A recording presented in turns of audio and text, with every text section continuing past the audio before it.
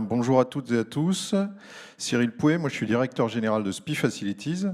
Donc suite aux interventions de mes collègues du GIMELEC, moi je vais plus intervenir sur la spécialité de SPI Facilities qui est l'exploitation des bâtiments et évidemment une exploitation la plus économe possible en énergie.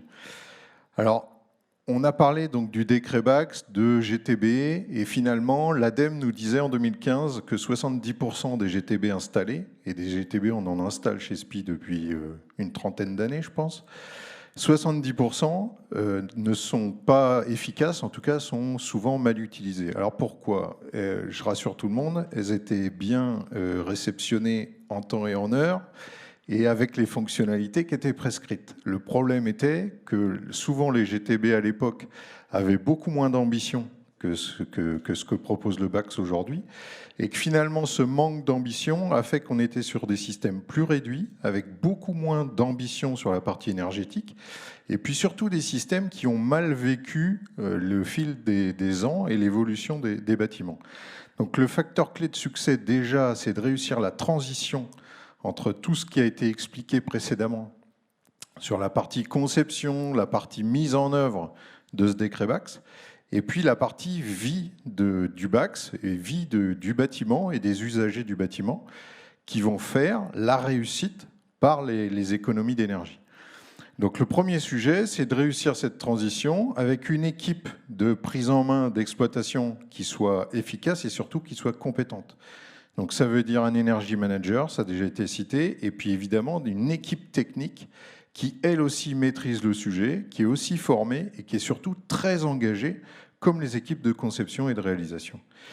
Et puis donc c'est un commissionnement qui embarque tout le monde, qui responsabilise tout le monde et où chacun, à la fin, participe effectivement à la prise en charge et à la validation du PV de réception. Donc c'est un commissionnement quelque part qui va engager le ROI pour tout le monde, mais qui va l'engager concrètement sur cette partie énergétique. Et puis après, le BACS continue, le BACS vit, et le bâtiment vit aussi.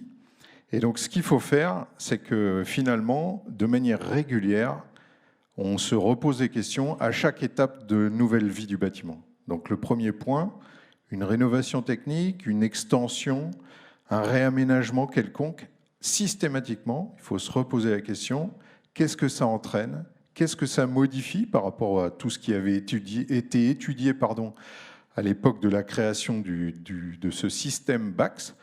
Et donc de réengager les équipes de travaux qui ont mené ces réaménagements, et puis les équipes d'exploitation, dans un nouveau commissionnement commun, où chacun regarde le système, et décrète effectivement que le système répond aux nouveaux usages et aux nouvelles ambitions. Et on est reparti pour un tour et on regarantit le ROI à ce moment-là. Et puis le décret prévoit aussi, et c'est tout à fait utile, une remise à plat. Tous les 5 ans, il y a un audit, un nouvel audit, une inspection technique qui est faite de système BACS pour justement, au cas où on aurait au fil de l'eau de l'exploitation du bâtiment, ou au cas où il y aurait quelque chose qui nous aurait échappé, se remettre d'équerre. Donc c'est déjà reprendre quels sont les usages effectifs du bâtiment. Donc est-ce que cette partie bâtiment a toujours la même vocation et donc les mêmes contraintes? Est-ce qu'on a bien suivi toutes ces évolutions-là? Mais aussi, et ça a été évoqué tout à l'heure, les nouveaux usages au sein du bâtiment. Donc évidemment, on va parler des nouveaux usages de l'énergie, mais surtout de la transition énergétique.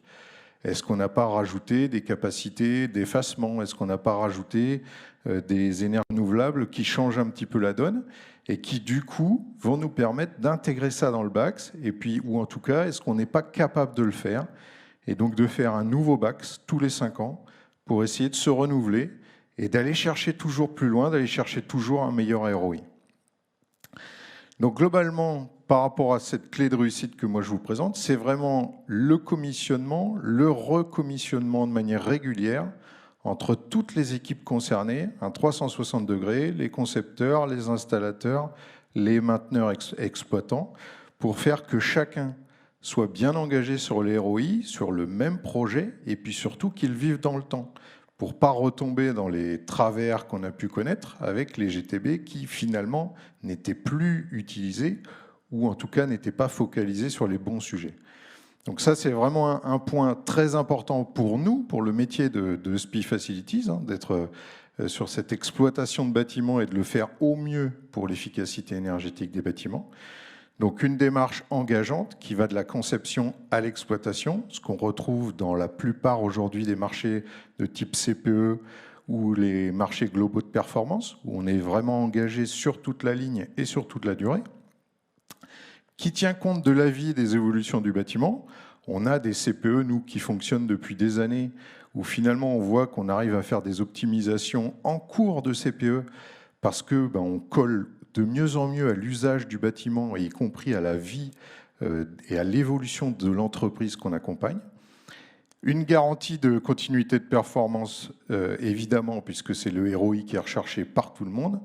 Et puis surtout, un travail sur l'empreinte carbone qui soit efficace et qui soit déterminante dans le temps pour nos clients et pour l'ensemble des parties prenantes.